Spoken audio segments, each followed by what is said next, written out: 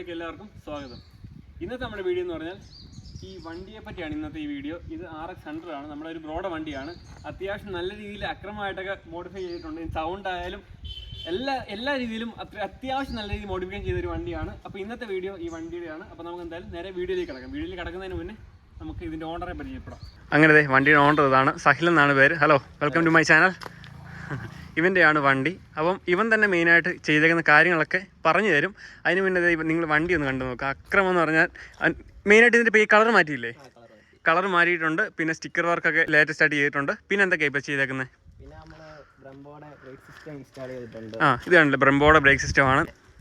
Kick throttle അല്ല, ഡൊമിനോടെ. നിങ്ങൾക്ക് ഏകദേശം എത്ര രൂപ കാണും? ഒറ്റ കാര്യം ചോദിക്കട്ടെ, ഇപ്പോൾ ഈ വണ്ടിയിൽ മാക്സിമം എത്ര രൂപ പൊട്ടിച്ചിട്ടുണ്ട് ഇതിൽ? ₹60,000 രൂപ മോഡിഫിക്കേഷൻ മാത്രം, അല്ലെങ്കിൽ ഇതിന്റെ ബാക്കി വർക്കും കാര്യങ്ങളെല്ലാം.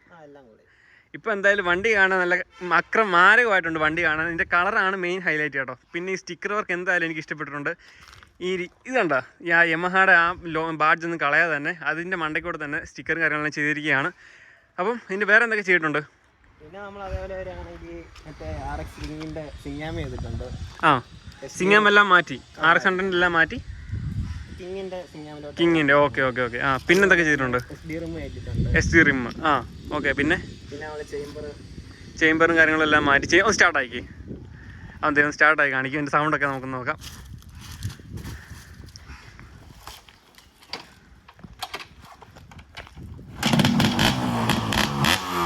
എൻ്റെ മോനെ പൊളി. കൈ കൊടുത്ത്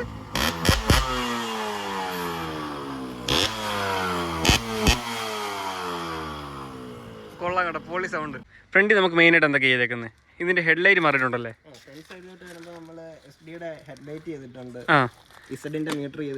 മീറ്റർ മാറ്റിയല്ലേ? ഓക്കെ. മീറ്ററൊക്കെ സെറ്റ് ആയിട്ടുണ്ട്. പിന്നെ നമ്മൾ അതുപോലെ തന്നെ ഗ്ലാഡിയേറ്ററിന്റെ അപ്പർ പ്ലേറ്റ് കൊടുത്തിട്ടുണ്ട്. അപ്പർ പ്ലേറ്റ് അല്ലേ ഇതല്ലേ? ഓക്കെ. സ്റ്റേ ചെയ്ത് ഹാൻഡിൽ ഇച്ചിരി ഹൈറ്റ് ചെയ്തേക്കും. ഹാൻഡിച്ചൂടെ ഹൈറ്റും കൂടിയല്ലേ? ഓക്കെ. പിന്നെ ഡിസ്ക് ചെയ്തിട്ടുണ്ട്. ഡിസ്ക് എല്ലാം മാറ്റിയതല്ലേ? ഡിസ്ക് നേരത്തെ ഇല്ലായിരുന്നല്ലോ? ഇല്ല, ഇതെല്ലാം ഫോർക്ക് ഉൾപ്പെടെ മാറ്റിയതല്ലേ? ഫോർക്കും ഡിസ്കും റിമ്മും മാറ്റിയല്ലേ? ഓക്കെ. പിന്നെ ഇതെല്ലാം സ്റ്റോക്ക് ഉള്ളതല്ലേ? സ്റ്റോക്കെ തന്നെ കയറ്റിയല്ലേ? ചെറിയ അഡ്ജസ്റ്റ്മെന്റ് ഒക്കെ ചെയ്താൽ മതി. ഇപ്പം ഇതിന്റെ ഡിസ്ക് എങ്ങനെയുണ്ട് യൂസ് ചെയ്തിട്ട്? കുഴപ്പമൊന്നുമില്ല. നമ്മൾ പിന്നെ രണ്ടാമത് കയറ്റുന്നതുകൊണ്ട് എന്തെങ്കിലും ബുദ്ധിമുട്ടോ കാര്യങ്ങളൊക്കെ ഉണ്ടോ എന്ന് അറിയാൻ വേണ്ടി ചോദിച്ചതാ. ഒരു സീനിൽ ഇതൊക്കെ എവിടുന്നാ? ഒരിടത്തു നിന്നാണോ പണിയിപ്പിച്ചത് അതോ കുറേശ്ശെ നമ്മൾ ചെയ്യിപ്പിച്ചതാണ്? പിന്നെ നമുക്ക് വേറെ എന്താ? ഇൻഡിക്കേറ്റർ ഒക്കെ ഇതിൻ്റെ ഷോഗന്റെ. പിന്നെ ഈ വണ്ടി എടുത്തിട്ട് ഇപ്പം എത്ര നാളായി? നമ്മൾ സെക്കൻഡ് എടുത്താണോ? എത്ര നാളായി ഇപ്പം വണ്ടി എടുത്തിട്ട്?